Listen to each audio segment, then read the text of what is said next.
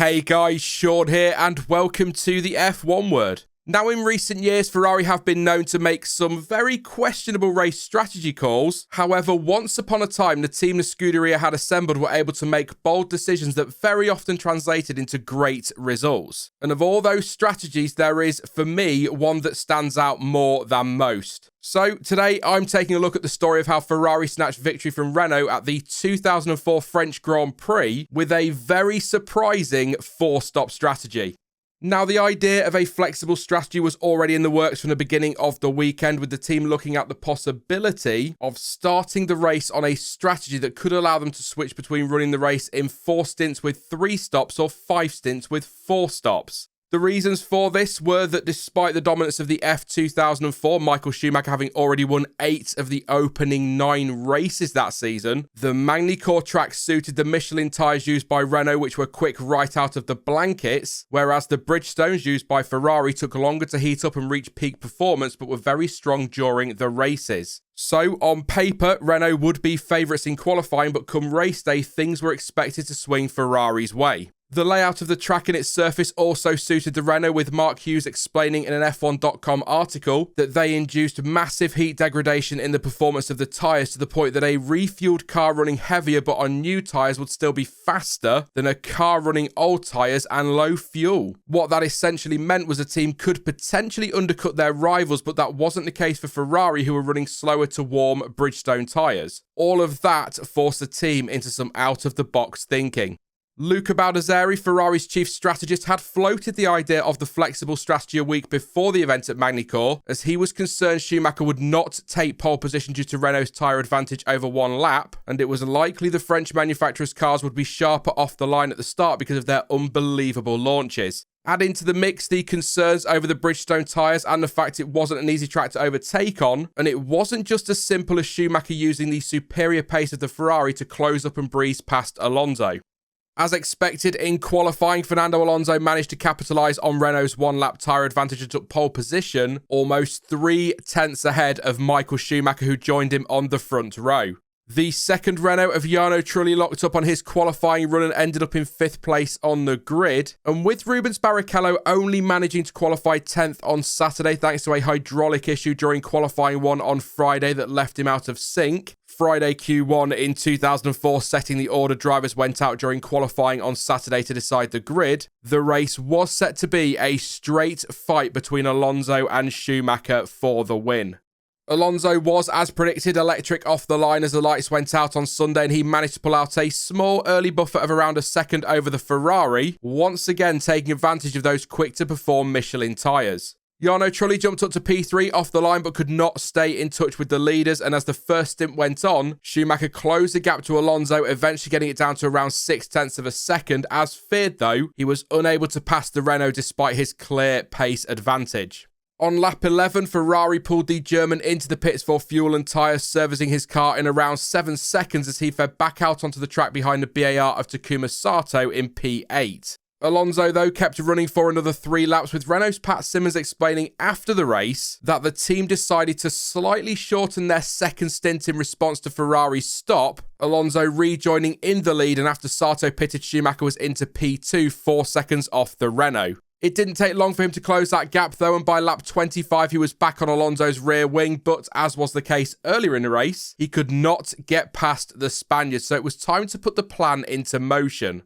It was widely expected that the leaders were both 3-stopping, but Ross Brawn explained post-race that they could see which way the race was going, and so made the call to switch to the 4-stop strategy thought up by Luca Baldassarri. Following the race, Michael Schumacher said there wasn't much discussion once the team had made the call and informed him that there was no threat from behind, with him adding, "I had nothing to lose and it was a case of no risk, no fun. I only accepted I could win 5 laps before my final pit stop when the team told me I had enough of a gap to keep the lead. We might have won on a normal 3-stop, but this would have involved passing cars on the track."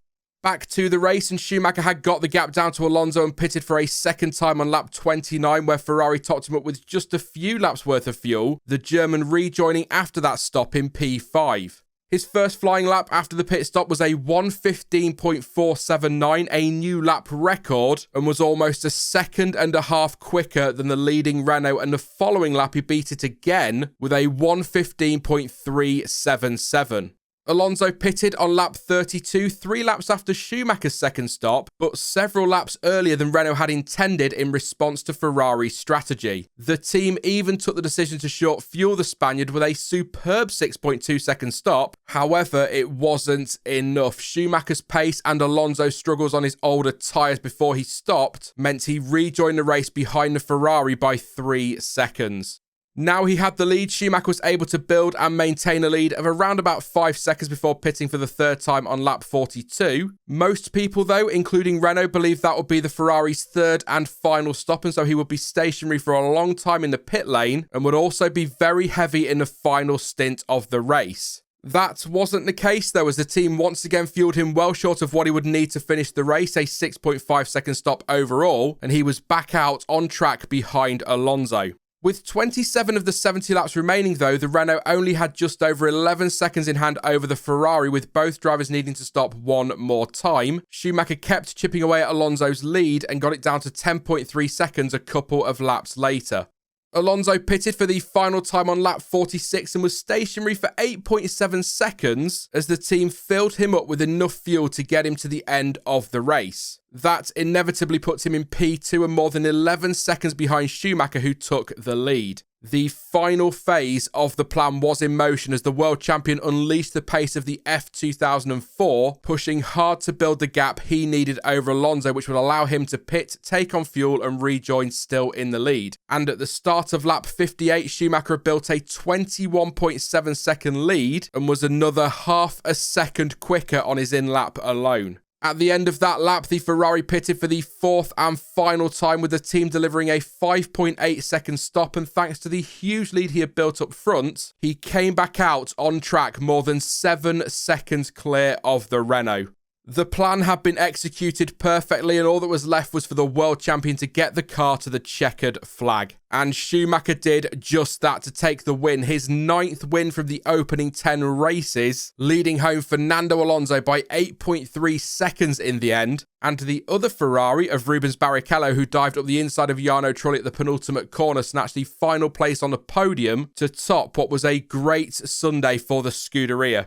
Trulli was 4th in the second Renault, followed by Jenson Button in 5th, David Coulthard 6th, Kimi Raikkonen 7th, and the final point on Sunday in France went to Juan Pablo Montoya in P8. As was the case during their many years working together, trust was a huge part of why bold strategy at Ferrari often worked back then. Michael Schumacher trusted Ross Brawn when he would make the big calls, and Brawn knew he could trust Schumacher to pump in qualifying lap after qualifying lap if he asked him to. The 1998 Hungarian Grand Prix was another great example of this, where the German was told to build a 25-second gap in just 19 laps, to which he responded over team radio saying, "Okay, thank you," and duly delivered.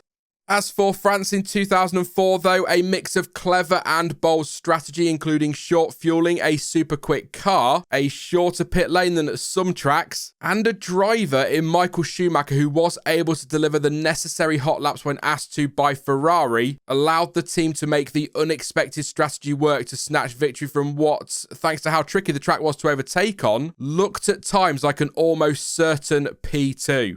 Schumacher would, of course, go on to win the 2004 World Championship, his 7th and final title, with a grand total of 8 pole positions, 13 wins from 18 races, which at the time was a record, 15 podiums, and a total of 148 points, finishing 34 points clear of teammate Rubens Barrichello, with Jenson Button in 3rd.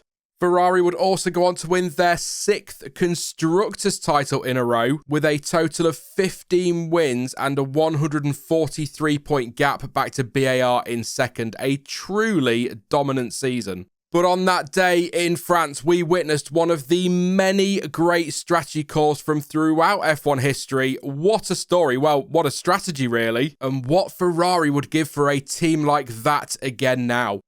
That is it for this one though, but in the comment section down below, you can let me know your thoughts on Ferrari's bold strategy call at the 2004 French Grand Prix, and also, what has been your favourite strategy or one that stands out for you from F1 history? Let me know, I'd be really interested to read some of your picks. Now, I will be back soon with some more content as always, but in the meantime, if you did enjoy this one and would like to see more videos like this, then please do leave a like, as it really does help the channel out as well, and don't forget to subscribe so you don't miss out on any future content. But as ever, thank you for watching. I've been Sean, this has been the F1 Word, and until next time, goodbye.